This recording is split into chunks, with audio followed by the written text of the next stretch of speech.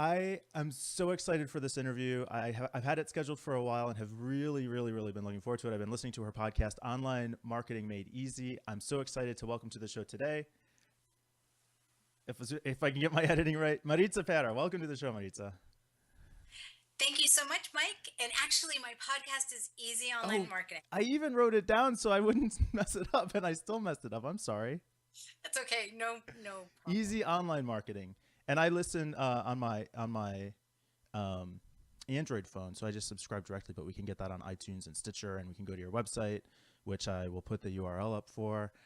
All right, so the thing I love about your podcast is it's called Easy Online Marketing, except it doesn't always feel like it's about marketing. It feels like it's more about like mindset stuff. What's that about? Well, I really wanted to do a show that wed the spiritual with the practical. And I actually fought that for a while because, some people told me, well, the people who are into practical aren't going to want to know about the spiritual. And that's what I'm all about. I mean, my life is about listening to what's inside of me, about empowering myself, empowering others, and getting into action with practical strategies. I love the law of attraction. I love teaching it. I love learning it. I love living it.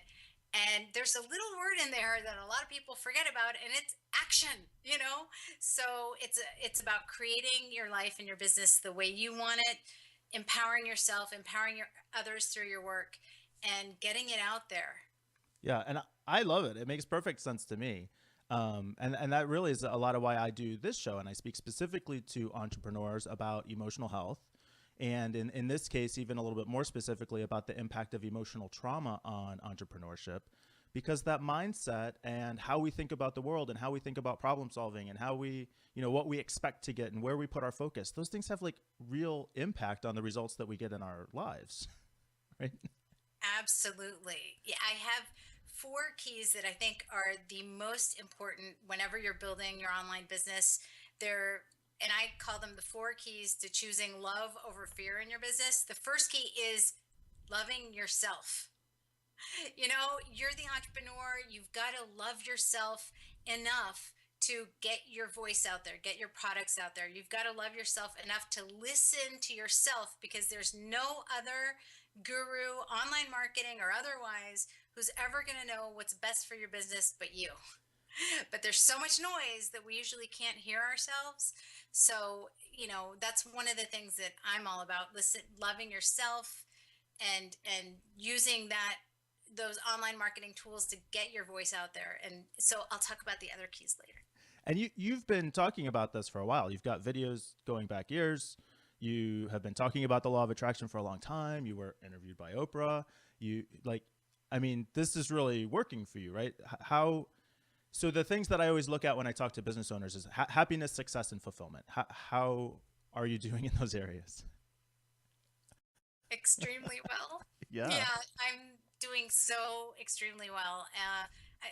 And my whole journey with law of attraction happened through something terrible. It was a big fat failure, one of those emotional traumas that you talk about. It was a divorce. And it was the biggest gift in my life, but at the time, I obviously didn't see it that way, especially as a Hispanic woman. Being the first divorce in my family, everyone was devastated and I felt judged. And so I started having terrible panic attacks. And I had stopped my own business because we had been trying to have a family. So we were trying fertility treatments for a few years and that didn't work. And then one day he said, I want to get divorced. So my whole world, came crashing down around my feet. And I started having these panic attacks, and I really delved into spirituality, into law of attraction. I turned off the TV in my house. I had the cable guys come and disconnect it. They thought I was crazy, but it was one of the best things I ever did. I got so much time back. I stopped negative messages from coming into my mind, and I re empowered myself through the law of attraction. And so that emotional trauma was the seed of everything that I am and everything that I do now, and it really helped help me find the road to empowerment for myself. So I've actually heard you tell that story on other podcasts, and here, so the question that I always have that I want to ask you is, so is was this the divorce like the beginning of a cycle, or was that something that itself was manifested from like other beliefs? Like, where did that come from? Do you have any Where did sense of that? I do? I think that the divorce happened because I was looking for happiness outside of myself and making my ex-husband responsible for my happiness. So and my whole life, I realized until that point that I had been trying to control situations around me, control people's perceptions of me, control. My whole life was about control until that time. And so the divorce, I was out of control in every way. I couldn't control anything in my life. So it was the end of the control phase of my life and the beginning of the look inside and trust Maritza phase of my life. And so I think it was a wonderful, beautiful, heartbreaking opening. And in other aspects, that control had served you because you also have talked about running a successful business from a teenager. So from that standpoint, you could look at that strategy as, in a sense, having worked for a while until it then stopped working, right? And it still does when the control is about me and not about trying to control others or their perceptions of me, when it's about controlling what I focus on, what I'm creating, what I'm spending my energy, my creative energy on. So I do think control really can serve a wonderful purpose um, in that way. Do you have some sense of where the does like the desire to control came from? Probably my dad, who was also a very controlling person. But I think we all kind of do it. We try to control. It kind of gives us a sense of safety when we feel like we're in control, because we're never truly in control, except for what we focus on. Um, so I think it came from my father, and just that's all I knew until that point, and trying to control everything around me instead of trusting and not knowing what the outcome is going to be, and looking inside myself and controlling me, but not trying to control the outside. So the shift was from looking for the control to give you security and happiness and fulfillment to using it as a tool to just augment those things. Is that Yes, and also to um, letting go of having to know the outcome. Kind of trusting. I have such a more I trust the universe now. I trust in what's going to happen if I uh, do my personal self care rituals, if I do the work that I need to do to get the outcome that I want to get, and I just throw my stuff out there and I trust. And every time I do that, like, amazing things happen. yeah? So I feel like we kind of like got through that pretty quickly.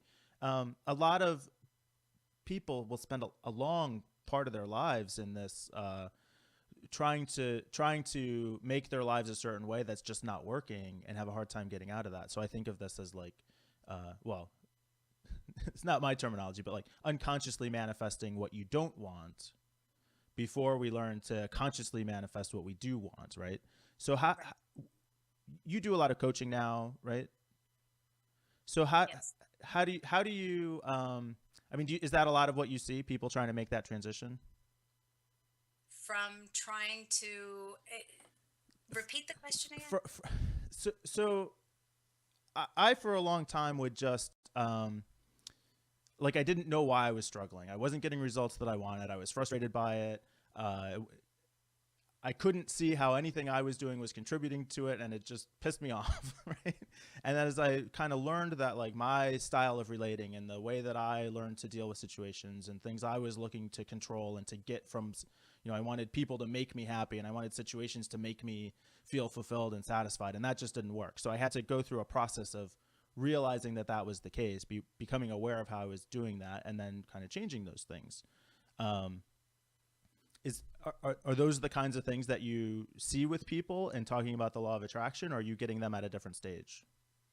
Well, I get them at all different kinds of stages, but most of the time, what they're doing is totally reacting to what's going on outside of themselves and living extremely reactively instead of proactively and creating. So, for example, I just finished a big business vision board workshop class that I did. And some of the examples, it's the first time I've ever done it. And it was amazing. People are creating their vision boards, but with specific numbers instead of just, oh, this is what I want, numbers and goals. And some of the examples that I used were obviously my own. Before Oprah called me to do the interview, I'd put her photo on my vision board. And I would feel the feelings looking at my vision board of what is that going to feel like. And I didn't do anything. I didn't knock on her door 5 million times. I didn't hire a public relations company to get in touch with her and send her my book or whatever people do to try to get interviewed by her. She reached out to me. I created it because I created the feelings. And also, I mean, that's the spiritual side. The practical side is I started a meetup group. I started talking about law of attraction. I started teaching it with no other interest but spreading what had changed my life. And that's why she found me. Another example that I used was last year. Was it last year? Yeah, last year's vision board, I had put exactly what type of relationship I want. And now I'm in that exact kind of relationship. So, what I help people do is create the inside of who they need to be to attract the kind of opportunities and relationships that they want. Um, and one of the things that I always relate this back to is in personal relationships. Like right now, I have the most amazing relationship. It's wonderful in every way. And you see people who go through these relationships over and over again, and it's the same relationship. What's the common denominator? It's you, and it's the same thing with your business. A lot of times people get the same results over and over and over again, and they don't know why. Well, you're not up leveling yourself as a business leader. You're not creating yourself as the person who's going to attract those better clients, who's going to attract those better opportunities. So once you're able to do that, then you're creating your life instead, and you're creating your business in this case, instead of reacting to whatever's going on. So I really think it's important to create that vision board or vision box or whatever the heck it is. And if you can, once a day or, at least 3 times a week, look at it and feel the feelings and remember who you want to be as a business leader and feel the feelings of being that now and not this is what I want to be in the future. Feel the feelings of being that now, and that helps you act and think and create in a way of already being there. Somebody who is not aware of this, is living unconsciously in this way, just getting the results that they're getting. Is it important for them to start to see how they're doing that, or is it really just a matter of shifting focus? I mean, a lot of the law of attraction is about you get more of what you focus on. So focus on the right things that you want, not the things that you don't want.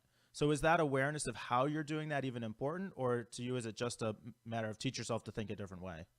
Well, I do think that it is important to see where you are because then you can celebrate later how far you've come. So I think awareness is important, but creating and feeling now what you want to become and the celebration of what you want to create, feeling it now is more important, I think, than the awareness. But I do think you have to have the awareness of where you are now and see, hey, you know what? I'm totally reacting.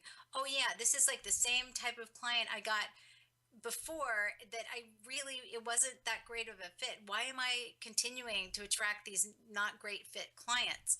There's something going on there. So I think awareness is really important so that you can shift your focus to create what you want. So for somebody who's just like has no awareness around this isn't ever even going to see these interviews or listen to this kind of thing, right? But for somebody who's starting to, a lot of times I'll talk to entrepreneurs, business owners, and we'll say, we're responsible for the results that we get. We create the results. We manifest the results that we get in our businesses. And on the surface, they'll typically agree with that. But then if they start thinking about, well, I don't want my business to be this way. I don't want to be frustrated by it. I want to make more money. I want to have more clients. I want to be happier and successful and more fulfilled. So I don't get how I'm doing that. What's the first, like, what do they look for to start building that awareness? Well, I think what you said in the beginning of the statement is so true. Like, there's some people who are never ever gonna get there, and who are just gonna keep reacting to the way their business is currently. If somebody wanted to change, I mean, they're the ones who are gonna find stuff like this and be open to doing it. I really think that failures and big failures are some of the biggest gifts because they can create that opening for people to have that awareness that it's them that needs to change. So,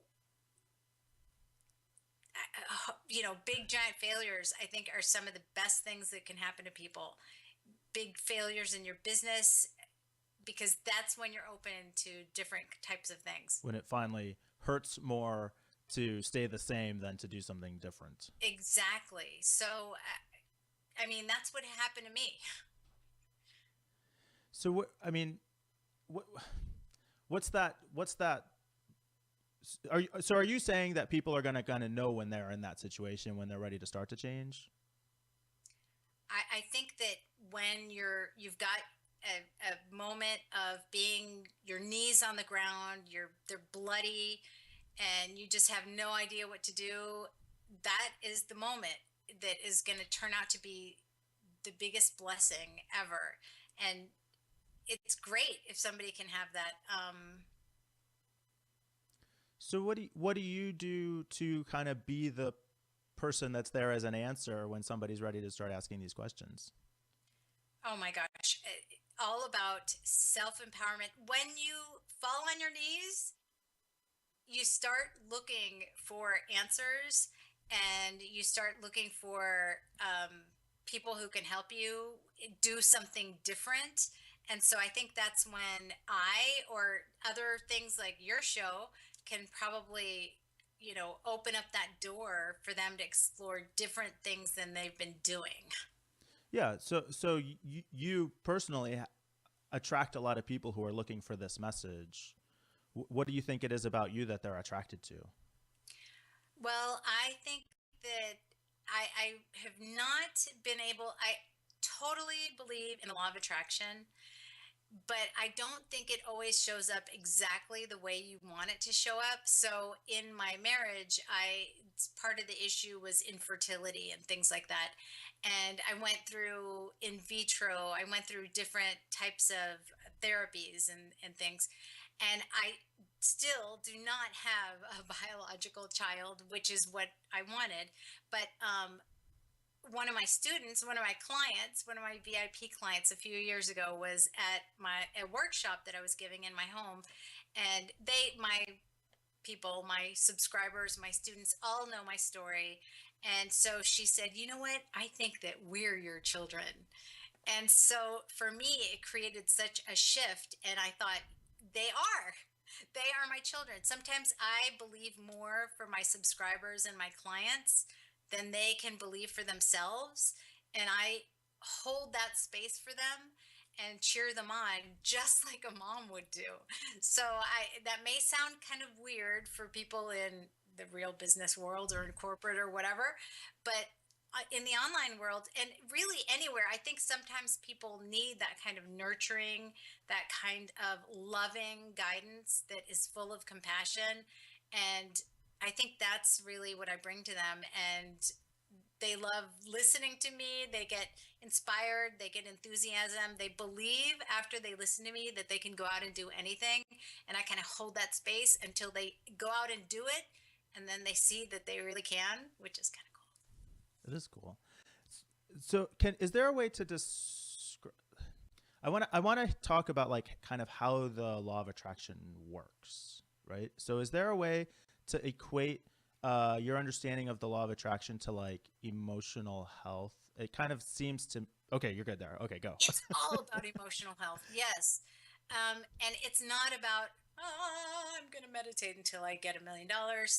That's not, that's, a lot of people think that that's what it's about, but it really is about using your thoughts and the words you speak to yourself outside of your mouth and in your head to mold your emotions and mold your feelings, because those are the vibrations that go out into the world and bring back the same matching kinds of vibrations. So it's about using your thoughts and your words to mold your emotions, mold your feelings, mold the way you're vibrating out in the world. So, for example, if you are um, depressed and disempowered, you're really vibrating at a low state. So, what you're going to bring back are things that are going to make you feel more of the same. From there, you can't jump all the way to joy and passion and happiness and even optimism. You want to go somewhere like anger, which is higher vibrating. Um, so there's something that I use all the time, a tool that was developed by Abraham Hicks. They're like huge, amazing teachers. And so it's called the emotional guidance system, and it's 22 different emotions. So you kind of just pull yourself up little by little through the emotional scale, and you don't like make these giant jumps from depression to joy. You just go like depression to anger to frustration, and you kind of talk yourself into these better feeling places. So really it's all about finding relief wherever you are so that you can attract more of the feelings, the higher vibrating feelings into your life. And do the higher vibrating feelings equate to? I mean, this ties into like your love manifesto directives, right? Yeah. So we want to operate from a place of love and serving others. And how do you tie that together? And yes, not operating from fear. So basically my love manifesto is all about running your business, creating your business using four keys. The first one is loving yourself, which and I think you're doing a great job of helping people do more of this by realizing they had an emotional trauma and they can use it as a jumping off board. So it's loving yourself, which is so huge. I mean, you're the business leader, you're the greatest untapped resource in your business. You got to love and nurture yourself. The second key is loving your money, which I think a lot of people aren't grateful for the amount of money they have now. And even if it's not what you want, so many of us as business owners, we look into the future. We look into those goals, and then we don't feel like we're there yet. We're never there because, of course, we always have these goals. So we're not living now, we're living in the future, and we're unhappy with where we are money wise now. Be happy where you are now. Be grateful with the money, even if it's $1. I mean, that's like so many people want to start a business and have never made $1. Be grateful for the $1 you have and every other one after that. And also look at your money. So many entrepreneurs don't look at the reality of the numbers, and that's so incredibly important. So love the money you have, set those specific number goals, and take care of the money you have. The universe isn't going to bring more of what you don't already take care of, you know? Number three of the four keys is loving your message. So, all products and services, have a deeper message than just the product or service. I used to have a bath and beauty products business in the 90s, and I'm actually in the middle of relaunching it again. And these bath and beauty products are not about anti-aging. They're not about they're what they're about is about traditions, about women falling in love with aging gracefully instead of fighting the aging process. You know, they're about self-love and self-care and those kinds of things. So there's always a deeper meaning to your product or service. Get really clear on what that is so you can put more of that deeper meaning out there in your And message. that's not even just necessarily like a marketing strategy. That really has to do with how you, as the business owner, look at your business, right? Yes. And how proud you're going to be of getting your stuff out there. I talk a lot. Well, the fourth key, I'll get back to that in a second. The fourth key is loving your list community. So there are different aspects of this. Building your list is one. If you aren't clear on the deeper meaning of your message, it's going to be hard to invite people onto your list. I like to think of your list community as it is a community. It's hearts, it's souls, it's dreams, it's pains, it's people who have come to you for something that you can solve for them. And putting your opt-in pages, that thing that's going to get them on your list, putting your free offers out there is really important.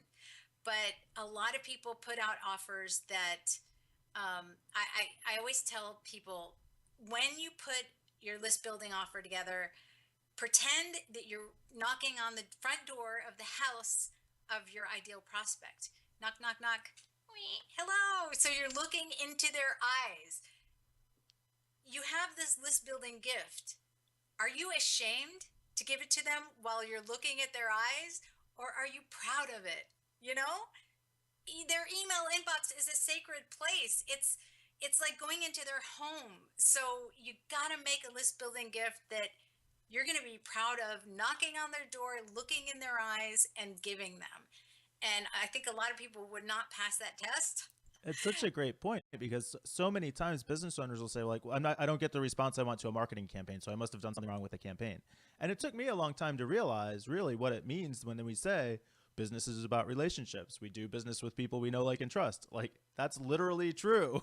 You have Yeah. to be able to connect with your market, the people that you're trying to sell to, that your people you're trying to solve a problem for. Yes. So totally true.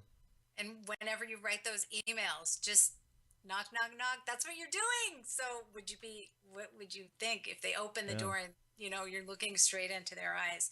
And then part of the loving your list is keeping giving them great content and keeping those lines of communication open. You can't just build your list and then forget about them. You have to give them great content. That goes back to key 3, which is your message, and it also goes back to key 1, which is loving yourself.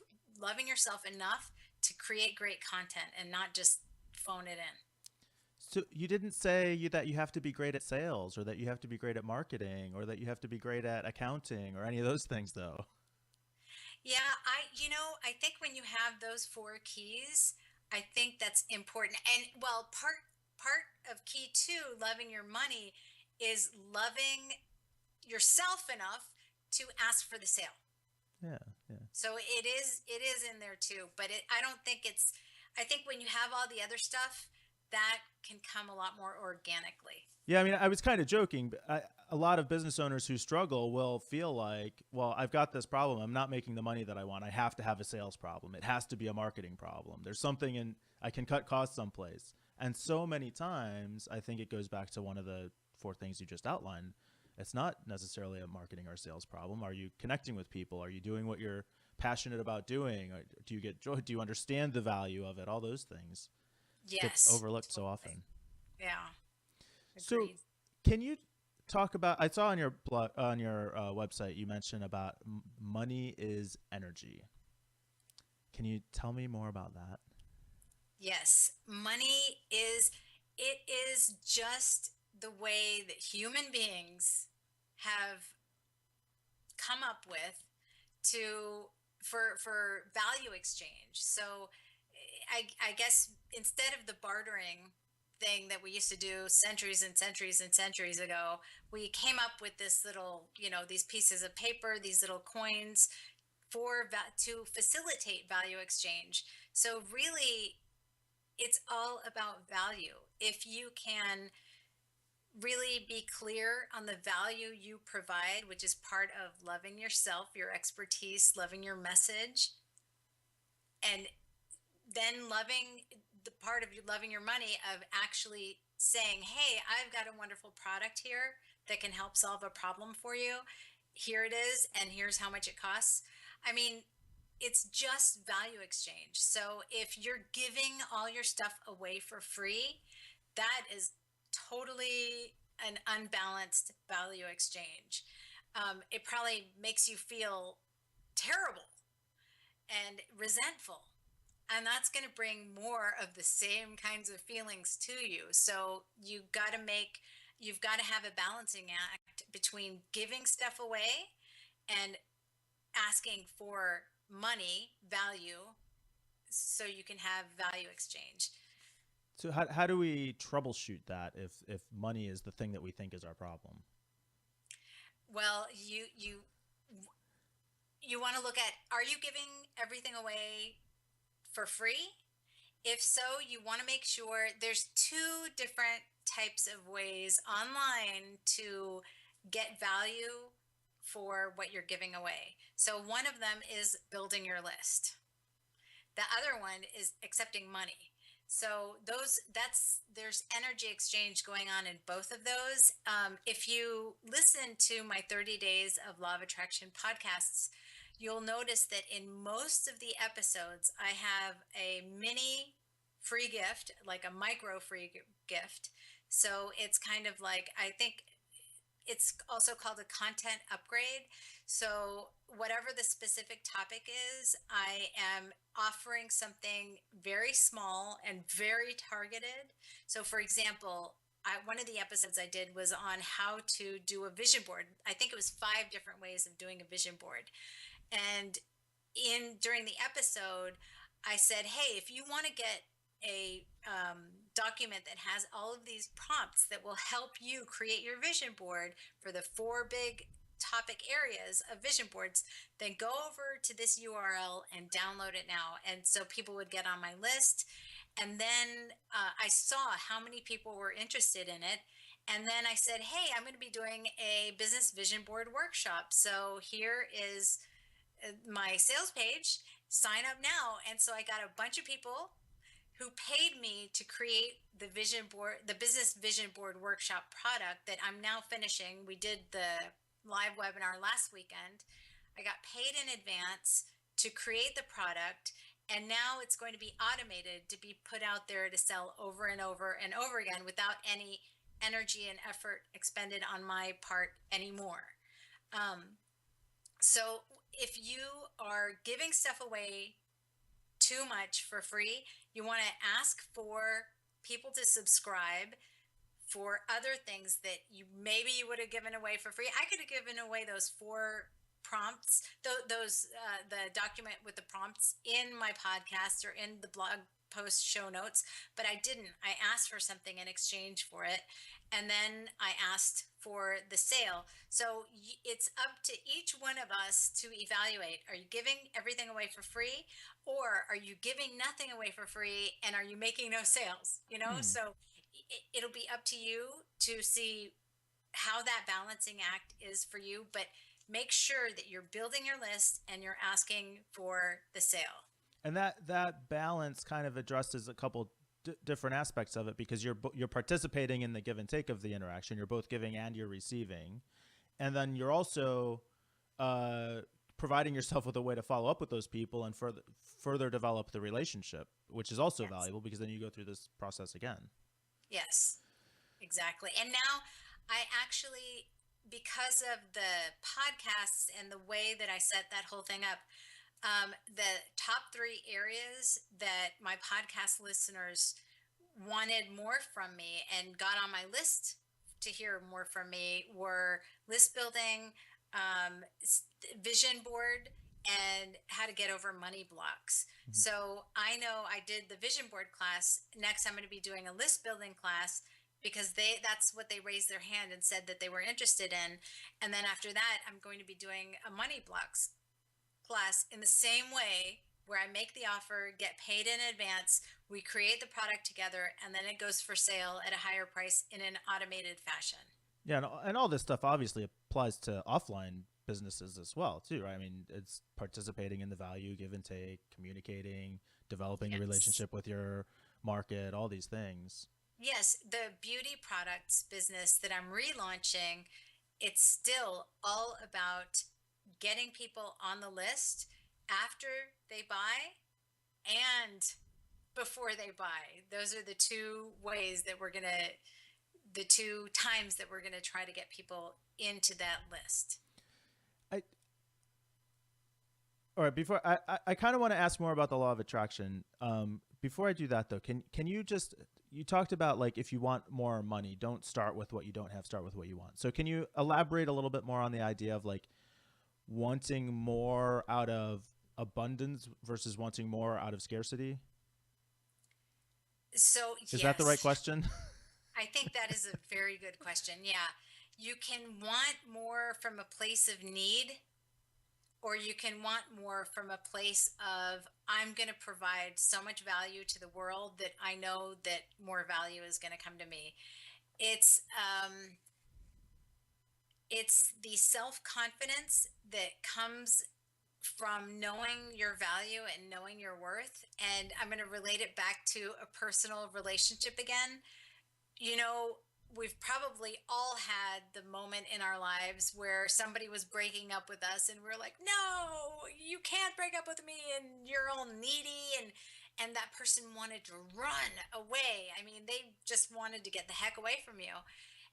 And then we've also had the moments where we've had that personal relationship where we were so self-confident within ourselves, we knew our value, and at those moments you're like a magnet to that person that you want to be with. It's the same thing with money, with sales. Coming from a place of need is so repellent, but coming from a place of service and knowing your worth is magnetic and it's juicy. There's something about it that attracts people.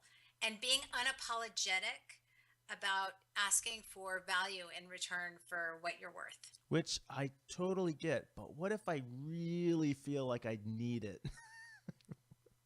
What do I do that? Like, Oh, so you don't if you're understand. I saying can't pay my premise, mortgage, and I really need this sale. You just don't understand how bad it is for me.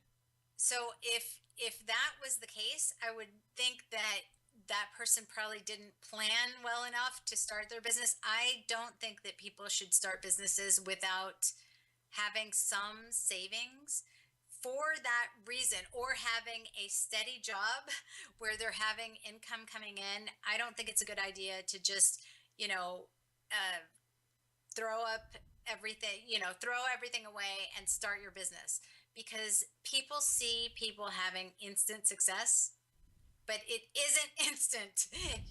Everything takes a while. I mean, of course there are those, anomaly success stories, but it does take time to shift your mindset and to grow the business. So I think it's a good idea to have something like a steady paycheck where you're not in need, because those feelings are very hard to overcome when you have things like a mortgage, or you got to put food on the table and things like that.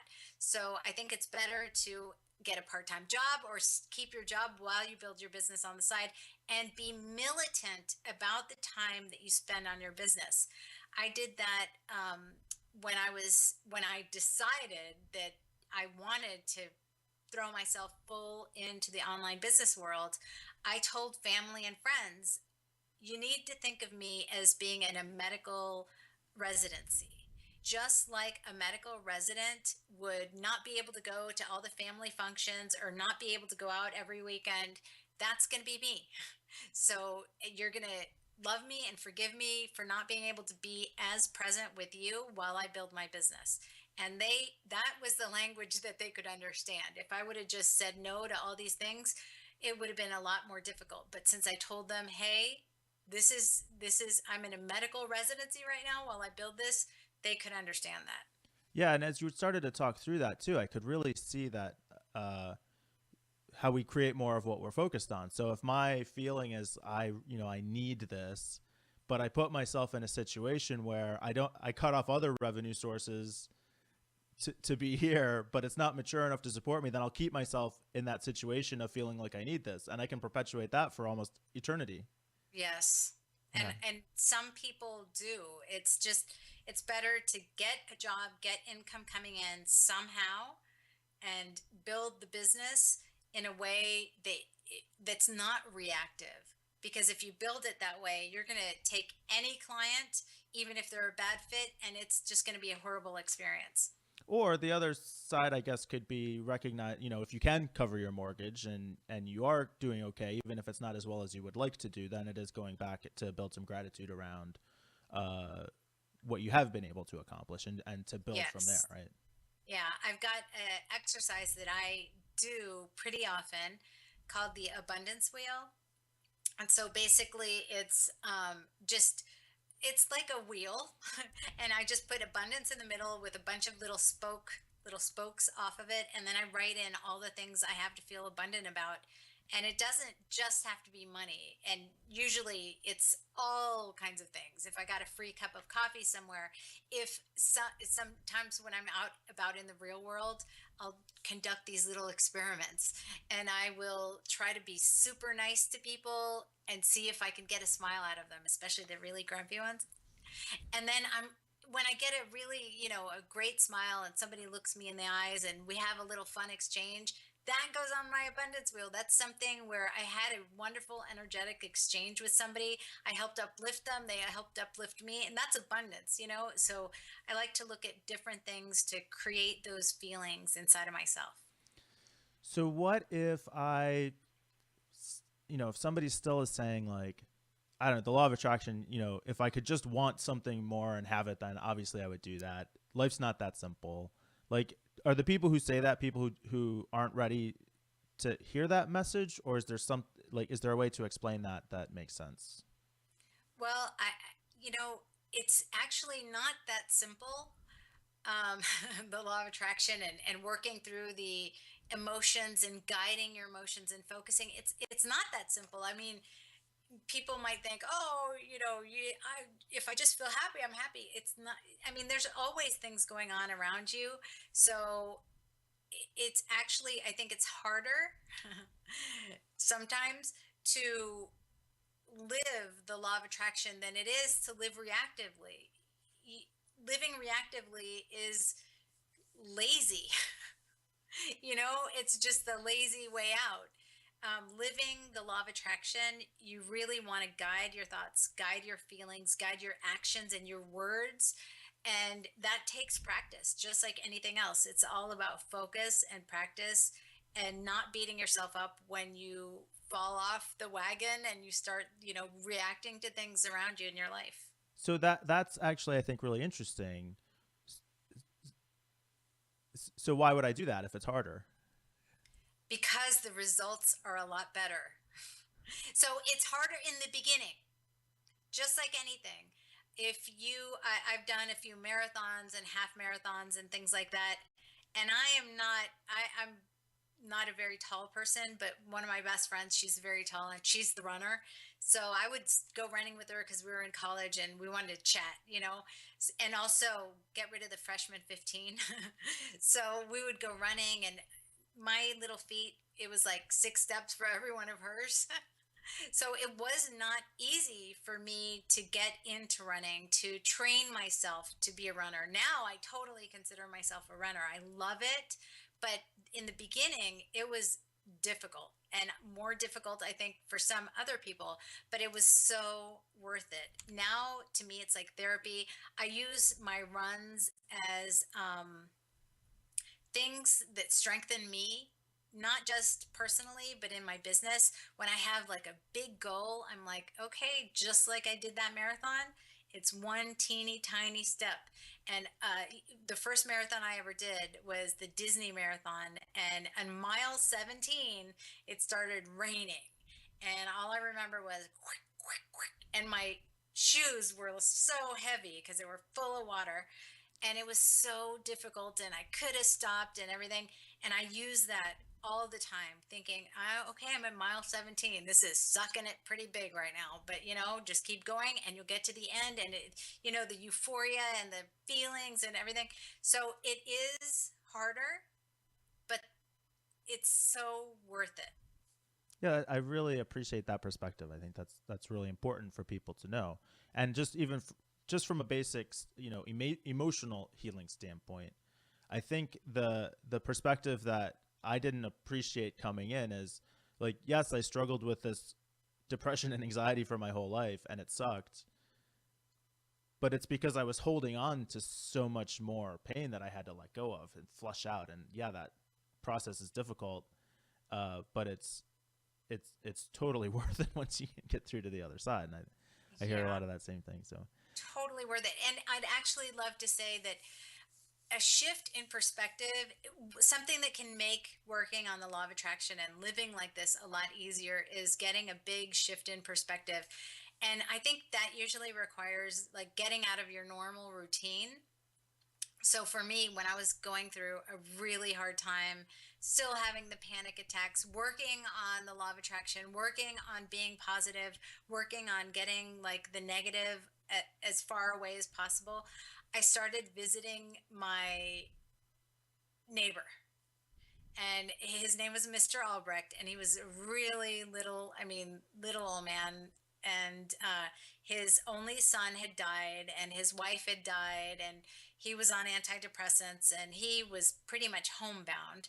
So I would go over there and take one of my dogs, and I would visit him. I made him brownies. I would bring him things from time to time, and just having that perspective of helping somebody who was worse off than I was. I mean, I was still a healthy, relatively young person with my life ahead of me. I had friends and family who loved me. My life wasn't anywhere near where I wanted it to be, but his was, so I went over there and I gave him as much love as I could. And that always, I mean, I always left thanking God where I was, thanking source, the universe, whatever you want to call it, of where I was. So I think sometimes going to volunteer somewhere, getting out of your own head, getting out of your own issues can be such an amazing perspective shift to get you into feelings of abundance really fast. and so my guess is we've been putting up this URL maritzaparra.com/30 days, and this kind of will take people through that perspective shift, right? Is that kind of what this Yes. is geared towards? Yeah, it's actually 30 days that will help you start thinking law of attraction, implementing law of attraction, plus the practical tips, of course, but a lot of mindset.